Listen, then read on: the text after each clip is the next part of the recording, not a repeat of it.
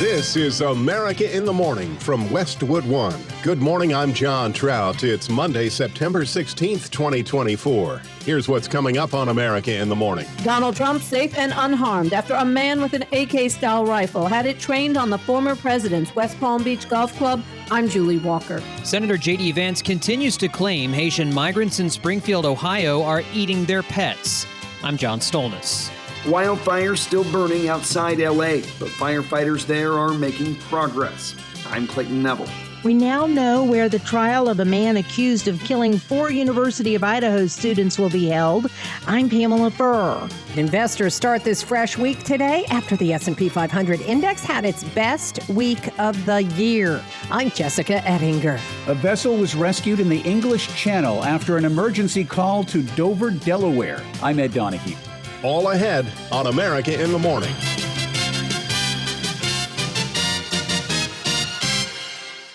A man from Hawaii is in custody after fleeing the area of Florida's Trump International Golf Club where the former president was playing, leaving behind an assault rifle that the Secret Service spotted before opening fire on the suspected gunman. Correspondent Julie Walker reports.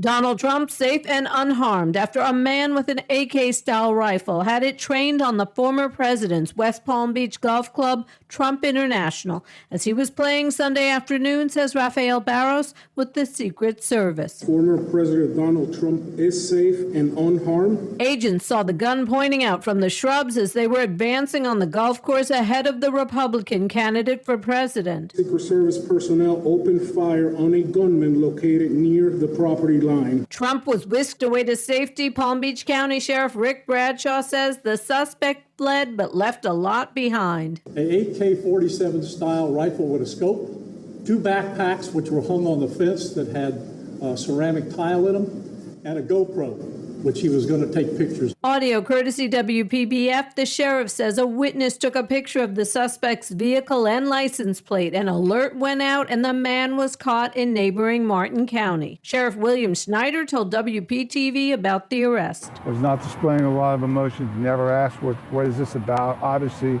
law enforcement with long rifles, blue lights, a lot going on. Never questioned it. The FBI taking the lead in the investigation, saying it appears to be an attempted assassination. It occurred roughly 2 months after Trump was grazed in the ear by a bullet during an assassination attempt at a rally in Pennsylvania. Law enforcement killed the gunman. I'm Julie Walker. Authorities identified the suspect as 58-year-old Ryan Routh, who police say was apprehended shortly after he fled the golf club grounds. Police found 2 backpacks, the AK-47 assault rifle, and a GoPro camera by the fence outside of the golf club. Trump's running mate, Senator JD Vance, spent much of Sunday amplifying claims that some Haitian immigrants in his home state of Ohio are eating pets. Despite claims by local officials, it's not happening. Our John Stolnis has more on that story. On NBC's Meet the Press, the Republican senator doubling down on claims by some, amplified in far-right media, that immigrants from Haiti living in Springfield, Ohio, are eating cats, dogs, and other domesticated animals. I have heard firsthand from multiple constituents, people who made 911 calls a month ago, a year ago, who were making these complaints. I trust my constituents more than I do the American media. The issue gained national prominence when Donald Trump made mention of it during last week's presidential debate. Ohio Governor, Republican Mike DeWine tells ABC's This Week there are no indications any of that is true. No, absolutely not. That's what the mayor said. That's what the chief of police has said. I think it's unfortunate that this came up. These Haitians came in to work for these companies. What the companies tell us is that they are very good workers. They're very happy to have them there. And Springfield, Ohio Mayor Rob Rue tells State of the Union Vance's claims are baseless and harmful. It would be helpful for those that are spinning Springfield into this swirl to understand that you can trust us. We are telling the truth. But Vance doubled down on Meet the Press and other morning shows Sunday. I hear you saying that they're baseless, but I'm not repeating them because I invented them out of thin air. I'm repeating them because my constituents are saying these things are happening. I mean, but there's no evidence. On CNN State of the Union, Democrats like Governor Josh Shapiro calling Vance's claims bonkers. When they go out and they lie about this stuff, they put their fellow Americans at risk. Trump surrogate Vivek Ramaswamy tweeted that former President Trump will visit the town on Thursday. Meanwhile, the Trump campaign is facing criticism from inside the party about his political relationship with conservative commentator Laura Loomer after Trump allies Marjorie Taylor Greene and Senator Lindsey Graham called her toxic. Vance was asked about recent comments made by Loomer that if Vice President Kamala Harris wins the White House, the Oval Office will smell like curry. Laura Loomer is not affiliated with the Trump campaign. I make a mean chicken curry. I don't think that it's insulting for anybody to talk about their dietary preferences or what they want to do in the White House. I think what Laura said about Kamala Harris is not what we should be focused on. On Truth Social Sunday, Trump said she doesn't work for the campaign and called her a private citizen and longtime supporter, and that he disagreed with her statement. I'm John Stolnis. Follow-up to a story that gripped the nation as an accused murderer gets his day in court when America in the Morning continues after these messages.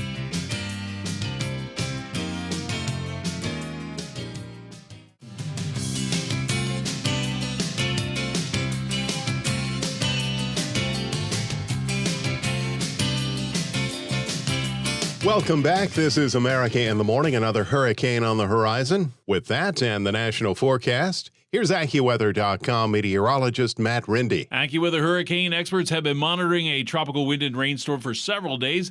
This system is just off the southeast coast early this morning, and it will slowly gather some organization. It will continue to move toward the coast this morning and then push inland during the afternoon as a tropical storm named Helene.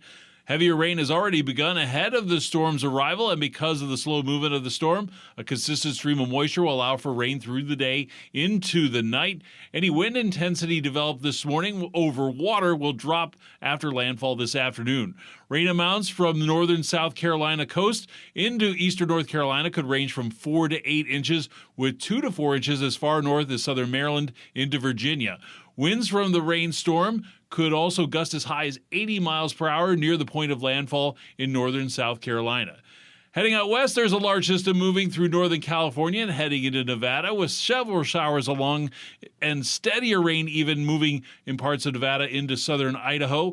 It is also producing enough cool air for some snow in the higher elevations. There will be some additional scattered afternoon thunderstorms through a good portion of the western mountains from Idaho and western Montana southward through the Four Corners. We'll have a few scattered afternoon thunderstorms developing over the Plain States as well from North Dakota southward to western Kansas, some of which could produce gusty winds. It's also going to be quite warm and even hot for mid-September. That's the weather across America. Reno, Nevada will have mainly cloudy skies and a cool day with some showers and a high of 65. Pierce, South Dakota will be much warmer with partly sunny skies and an afternoon thunderstorm and a high near 90. That's the nation's weather. I'm AccuWeather.com meteorologist Matt Rindy. I'm John Trout. Remember to follow us wherever you get your podcasts, Apple, Spotify, Amazon, YouTube. Just search America in the Morning in your favorite listening app. Weather has played a factor as firefighters start making progress on 3 wildfires outside Los Angeles. Correspondent Clayton Neville has the latest. Thousands of firefighters working 3 separate wildfires in Southern California now starting to make some ground as the fires are further contained. Cooler temperatures over the weekend credited for the progress. Another notable thing that has happened is we have made access through Trabuco Canyon that had a rock slide, so we're now getting in there. Orange County Fire Authority Section Chief Albert Ward. And do damage assessment and get into some areas that have been inaccessible. About 50 homes destroyed. This was the first time in the 45 years that one ever actually approached the house. This man told ABC News his family's devastated by the loss. I was hoping my kids would get to kind of grow up in the same house I did, but life happens. The airport fire currently 19% contained. The line fire in San Bernardino County now 36% contained. And the bridge fire, which has burned more than 55,000 acres, is now 9% contained. I'm Clayton Neville. The man accused of killing 4 University of Idaho students in 2022 will have his day in court, but not where the murders happened. Update on the case from correspondent Pamela Furr.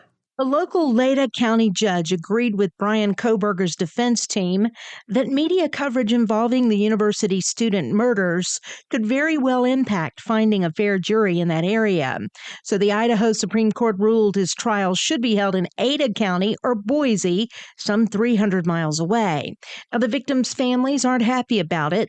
Regardless, Kohberger was flown to the state capitol early yesterday morning, where he will await his trial that should start in June of next year.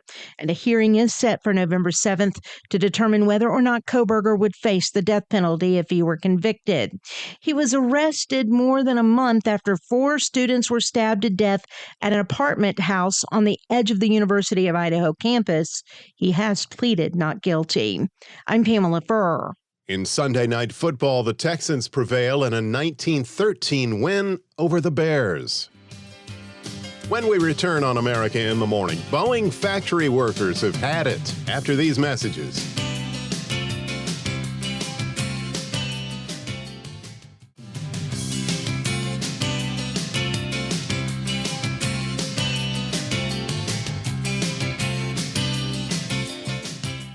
We're back. This is America in the Morning.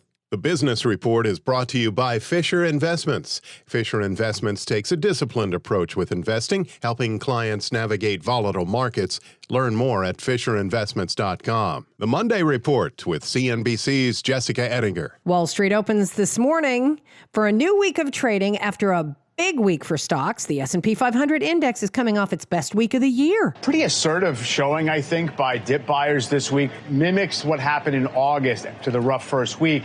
And it's gotten us up to the top of the trading range. I mean, the all-time highs are 0.5% away. CNBC's Mike Santoli. A lot of people have an S&P 500 index fund in a retirement account. It's now up almost 18% so far this year. The S&P and the NASDAQ are on 5-day winning streaks, too. All of this heading into what's expected to be an interest rate cut by the Fed on Wednesday. 25 basis points is baked in at this point in time. The Fed is going to go slow. If they're going to have to go at 50 basis points, it's going to be a little bit concerning, I think, to investors. Piper Sandler's Craig Johnson on CNBC. 25 basis points, that's a 0.25 percentage point. When interest rates come down, it costs less to borrow money. Good for business and good for you, too, if you carry a balance on your credit cards or you have an adjustable rate mortgage. Americans are feeling better about the U.S. economy. Consumer sentiment rose this month in the University of Michigan survey, coming in higher than expected and at its best level since last May. Boeing factory workers on strike and have been since Friday. It's their first strike since 2008 after overwhelmingly rejecting a new contract that union leaders had accepted. That original contract was garbage. We build airplanes. People trust us with their lives. I've been here for 27 years and had our pension taken, had everything taken away from us. We had stagnant wages for the last 12 years. I've been here for 18 years. The pension is gone. Boeing employees on the line outside of Seattle speaking on CNBC. You've got some new consumer data. There's been some pullback in spending, but not as much as one might expect. In the new CNBC National Retail Federation Retail Monitor data. Actual credit card spending from Affinity Solutions shows total retail sales rising by 0.5% month on month. That's down from 0.7 in July, but that is right at the one-year average. Clothing and accessories up 2.1%. Restaurants and bars doing well, 1.7. But electronic and appliances down 0.9. That's the second decline in a row. CNBC senior economics reporter Steve Leisman. On today's watch list, Microsoft is hosting a live stream on LinkedIn, which it owns, to show off its Copilot AI chatbot. The U.S. Appeals Court set to hear challenges today to a potential TikTok ban, and Apple's new iOS 18 operating system is available today. CNBC's Jessica Ettinger. When we return on America in the Morning, move over sports betting for the presidential election when America in the Morning continues after these messages.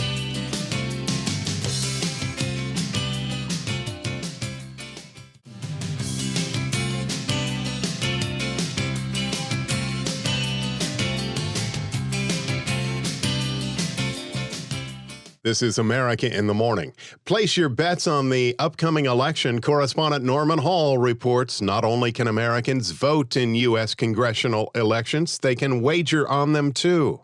People began betting on which political party would win control of Congress in the November elections within minutes of a judge's ruling allowing the bets. New York startup company Kalshi began taking what amounts to bets on the outcome of the November congressional elections after a judge refused to block them from doing so. It's not clear whether the company intends to offer bets on other races, or whether sports books or online casinos would seek to offer similar political bets in light of the ruling. The Commodity Futures Trading Commission has filed an emergency appeal. I'm Norman Hall.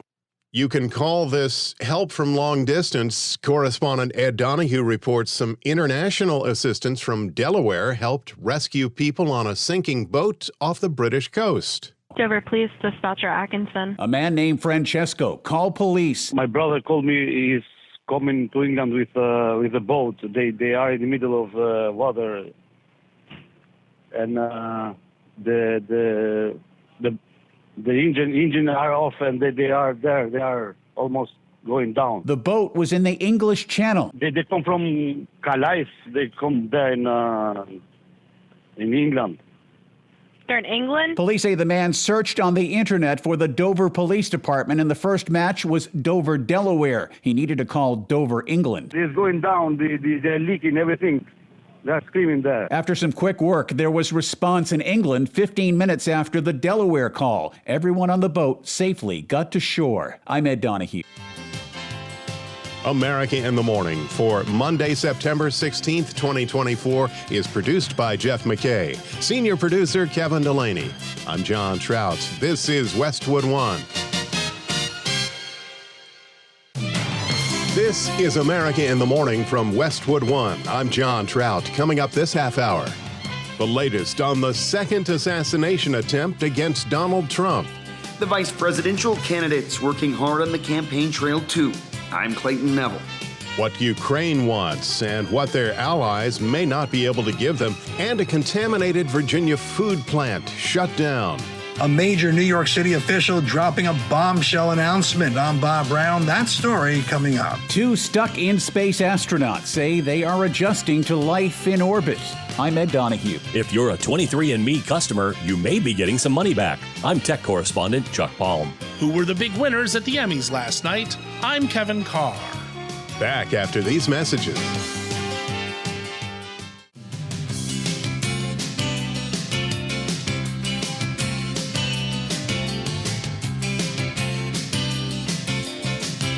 This is America in the Morning. The 8th named hurricane is forming. Here's AccuWeather.com meteorologist Matt Rindy. AccuWeather hurricane experts have been monitoring a tropical wind and rainstorm for several days.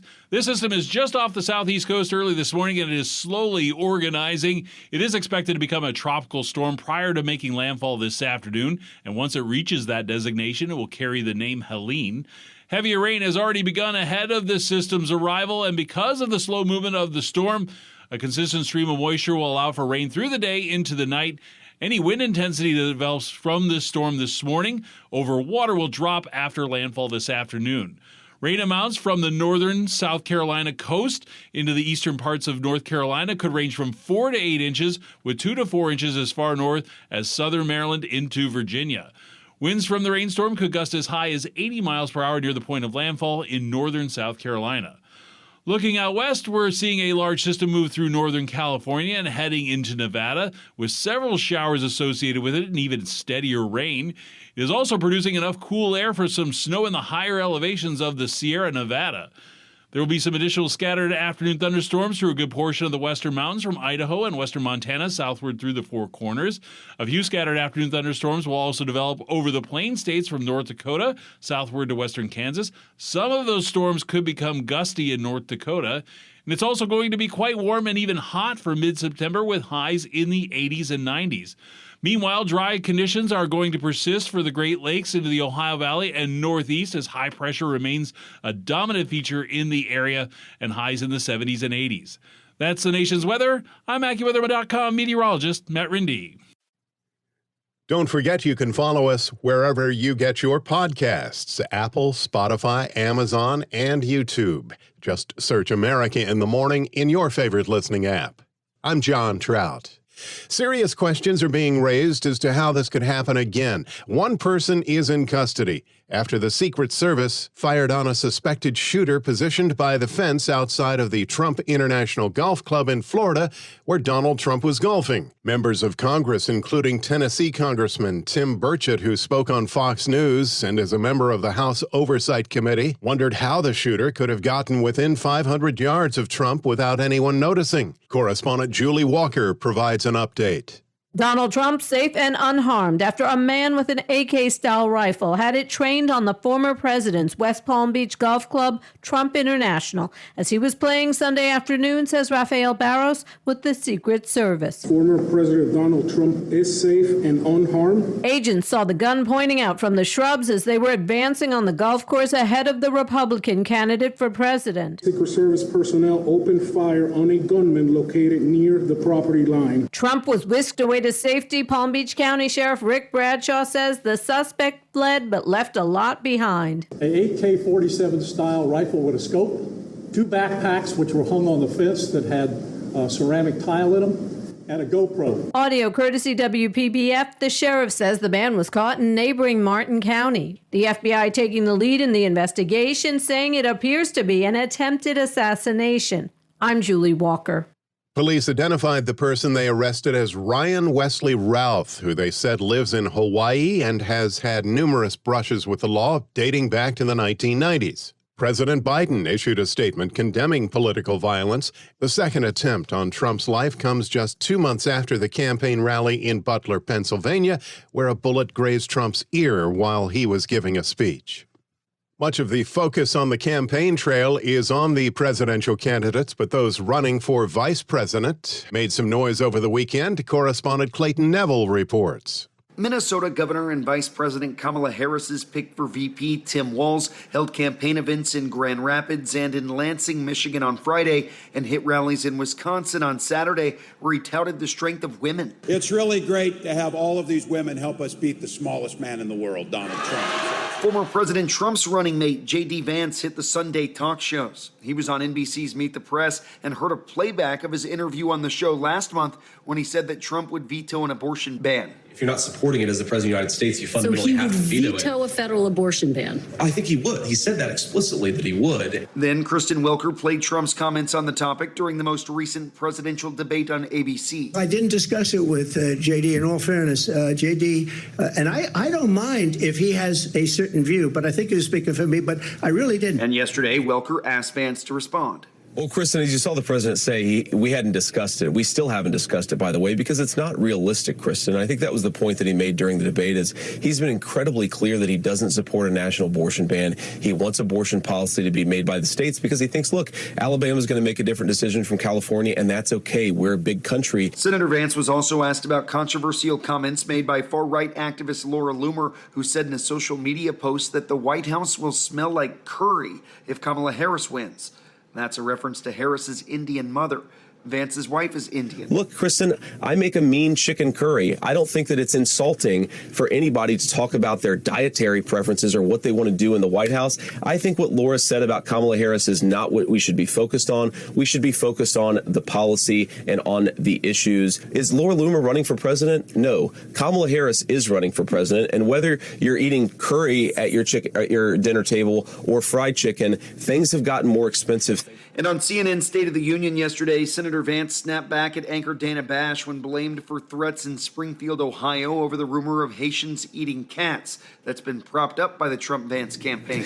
Dana, first of all, let me just respond to a couple of things that you said, but I want to start with something you said, which I think is frankly disgusting and is more appropriate for a Democratic propagandist than it is for an American journalist. There is nothing that I have said that has led to threats against these hospitals. These hospitals, the bomb threats and so forth, it's disgusting. The violence is disgusting. We condemn it. We condemn all violence. Senator, this happened after you and President Trump were on the debate stage, said that cats and dogs were being eaten. Tensions rising and the stakes getting higher ahead of November. I'm Clayton Neville. The war between Russia and Ukraine rages on. Russia claims it shot down more than 24 Ukrainian drones, and Kremlin airstrikes targeted Kharkiv and Odessa. President Biden brushed off Russian threats as he and the British Prime Minister discussed Ukraine's request to use longer-range weapons, a plan that NATO's military committee approves. Correspondent Ben Thomas reports. We are in constant contact with our allies and partners, and particularly the Brits and the French, as you indicate, about all manner of ways in which we can continue to support Ukraine. They have to decide what that support looks like in ways that they find amenable to them and to their population, and we respect that.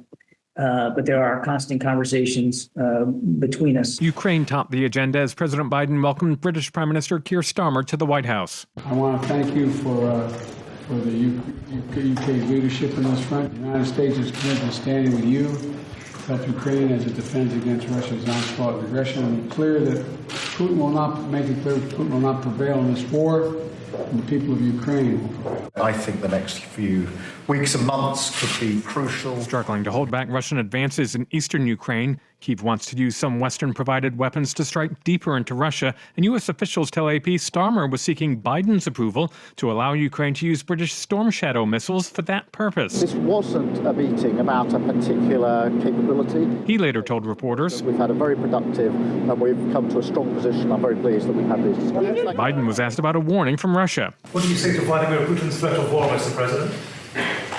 I don't think much about Vladimir Putin. Ben Thomas, Washington.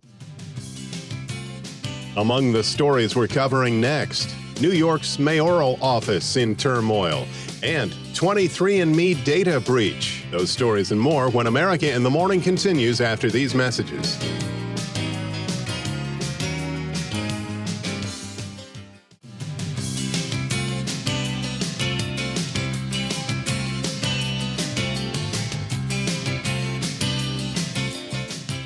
Welcome back. You're with America in the Morning. I'm John Trout. In Virginia, a food plant linked to contaminated deli meat is to be permanently shut down. Correspondent Jennifer King reports the listeria outbreak determined to have originated in that plant has been connected to the deaths of 9 people. Boar's Head says they are closing the plant that was idled in July after the company recalled more than 7 million pounds of deli meats and other products. The company says it will also stop making liverwurst, the product the CDC says was tied to a listeria outbreak that contributed to the deaths of at least 9 people and hospitalizations in 18 states. The plant had a troubled safety history with reports of mold, insects, liquids dripping from the ceiling, and other problems. The company says it's appointing a new chief food safety officer and establishing a safety council comprised of independent experts. A local United Food and Commercial Workers Union spokesman says the closing will impact around 500 union workers. The plant in Jarrett, Virginia, about 60 miles south of Richmond, is one of the rural area's largest employers. I'm Jennifer King. 3 United States citizens were detained on suspicion of plotting to destabilize Venezuela. The Venezuelan government claims they arrested 6 foreigners, alleging they were there to kill President Nicolas Maduro, and 3 Americans had ties to the CIA. One was a Navy SEAL. The U.S. State Department has rejected claims of CIA involvement. Venezuela is still grappling with the fallout from its presidential election in July, which saw Maduro claim a 3rd term despite global skepticism about the results. America in the Morning continues. Cracks in the foundation inside New York City Hall, where the mayor's legal counsel abruptly resigns in the midst of an FBI probe into key personnel of Eric Adams. From New York, Bob Brown reports. New York City Council members still reeling from Saturday night's bombshell announcement from Mayor Adams' chief legal counsel, Lisa Zornberg, that she's resigning her position at City Hall. The walls appear to be closing in on the Adams administration as federal investigators continue their probe into the mayor's top officials and leaders, many of whom have had their cell phones seized, including the mayor's own phone. Political observer Ken Friedman telling the New York Post, quote, "The timing of Zornberg's resignation couldn't look or be worse, and she left her client Eric Adams without a chief counsel just when he and City Hall need one the most." Adams thanking Zornberg and said he plans to announce a replacement in the coming days. This all coming just days after the resignation of Police Commissioner Eddie Caban. Accepted the resignation of the NYPD Commissioner Edward Caban He concluded that this is the best decision at this time. Meantime, there have not been charges filed against any administration officials in the ongoing federal investigation. Bob Brown, New York. Their trip was only supposed to last about 8 days, but for two travelers who went into space aboard the Boeing Starliner, that journey orbiting the Earth will now take about 8 months. Ed Donahue has the latest. Two stuck-in-space astronauts say they are adjusting to life in orbit. Sonny Williams and Butch Wilmore were supposed to go on a brief trip to the International Space Station in June, but their Boeing capsule had problems. It was too risky for them to return. It was trying at times. There were some tough times. The capsule has left. The astronauts stayed. You don't want to see it go off without you, but that's where we wound up. Wilmore and Williams say that's how it goes in the space business. Williams says space is her happy place. Being up here in space, it's just fun. You know, every day you do something that's work, quote unquote. You can do it upside down. You can do it sideways. Right now, their 8-day mission is expected to last more than 8 months. I'm Ed Donahue. 23andMe will be paying out on a big settlement for a data breach after hackers posted users' private information for sale on the dark web. Here's Chuck Palm with that in today's Tech News.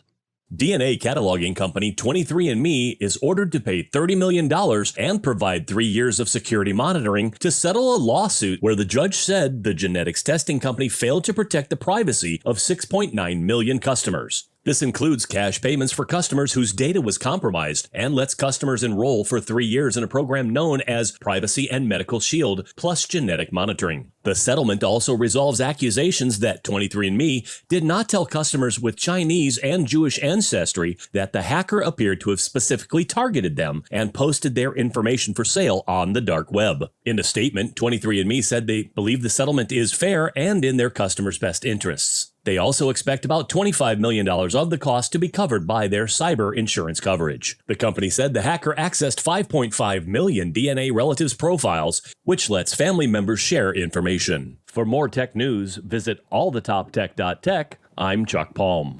With the Monday Sports Report on America in the Morning, here's our Robert Workman. NFL Week 2, Alvin Kamara scored 4 times to lead the Saints to a 44-19 romp over the Cowboys. Kamara ran for 3 TDs and took a Derek Carr screen pass 57 yards to the house. When you're able to go out there and execute, limit the self-inflicted wounds, have explosive plays, it's like the sky's the limit. The Buccaneers surprised the Lions. Baker Mayfield ran for the winning touchdown in the final minute. Vikings stunned the 49ers. Sam Darnold and Justin Jefferson clicked on a 97-yard bomb. Cardinals clobbered the Rams. Kyler Murray had 3 scoring passes, 2 to rookie Marvin Harrison Jr. Jets got by the Titans. Aaron Rodgers, the oldest player in the league, threw 2 TD passes, 1 to Braylon Allen, the youngest player in the NFL this year. Chiefs nipped the Bengals on Harrison Butker's 51-yard field goal as time ran out. Commanders edged the Giants. Austin Siebert, signed less than a week ago, kicked 7 field goals for D.C. Raiders, Chargers, Browns, Seahawks, Texans, Steelers, and Packers win. Tonight it's the Falcons and the Eagles. There's a new number 1 in college football. Texas supplants Georgia at the top of the AP poll. The Longhorns routed UTSA, while the Bulldogs squeaked past Kentucky on Saturday. The coaches still like UGA over Bevo. Baseball, 2 weeks left in the regular season. JT Realmuto's walk-off RBI single gave the Phillies a 2-1 win over the Mets and reduced their magic number in the NL East to 5. These are the type of games you're going to play in the postseason. These are the type of opponents we're going to be playing. So to be able to come out on top. Dodgers scored 7 times in the ninth to beat the Braves last night. Diamondbacks overpowered the Brewers in 10 innings. Padres nipped the Giants in 10. Yankees topped the Red Sox. Homer number 53 for Aaron Judge. Guardians shut out the Rays. Ben Lively and the Blakes with a 4-hitter. Mariners blanked the Rangers. George Kirby and the Durwoods allowed just 1 hit and faced the minimum 27 batters. Tigers tagged the Orioles, 2 dingers for Riley Green. Nationals over the Marlins. Rookie James Wood brought the lumber twice. White Sox shaded the A's. Chicago, back-to-back wins for the first time since June. Astros, Pirates, Twins, Cubs, and Blue Jays win. That's Monday Sports. Thank you, sir. When we return on America in the Morning, what's old is new again in theaters after these messages.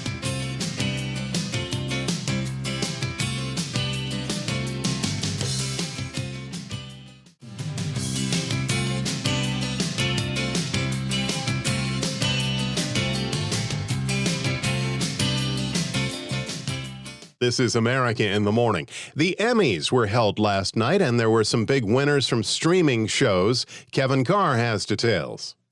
Last night, the 76th Annual Emmy Awards took place at the Peacock Theater with hosts Eugene and Dan Levy. Welcome, everybody, to the 76th Emmy Awards, also known as broadcast TV's biggest night for honoring movie stars on streaming services. The big winners of the night were Shogun for Best Drama, Lead Actress and Lead Actor, among others. Meanwhile, The Bear won Best Comedy, though people are still debating whether it actually is a comedy. Some of you might be expecting us to make a joke about whether The Bear is really a comedy. But in the true spirit of The Bear, we will not be making any jokes. Other big winners include Elizabeth Debicki for The Crown, Gene Smart for Hacks, and Billy Crudup for The Morning Show. Netflix Baby Reindeer won Best Actor, Best Supporting Actress, Best Writing, and Best Limited Series. Participants dove into some politics, with The Bear's Best Supporting Actress Liza Colón-Zayas encouraging viewers to make their voices heard. Keep believing and vote. Not to be outdone, Candice Bergen grappled with another would-be vice president. Today, a Republican candidate for vice president would never attack a woman for having kids. So, as they say,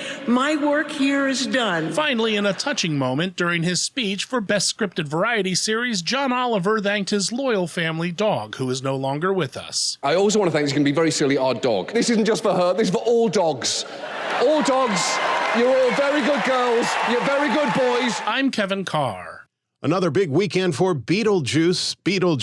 Correspondent Haya Panjwani has the latest from the box office. I can't believe I'm doing this. Beetlejuice. The Tim Burton sequel easily topped the domestic box office charts again this weekend, with $51.6 million in ticket sales. Studio estimates showed the number was down only 54% from a week earlier. We have a situation here. Someone left without saying goodbye. So many things have felt so wrong. Because we do things differently.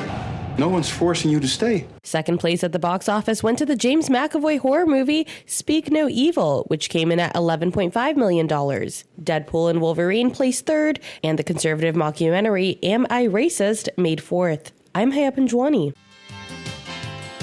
America in the Morning for Monday, September 16th, 2024 is produced by Jeff McKay. Senior producer Kevin Delaney. I'm John Trout. This is Westwood One.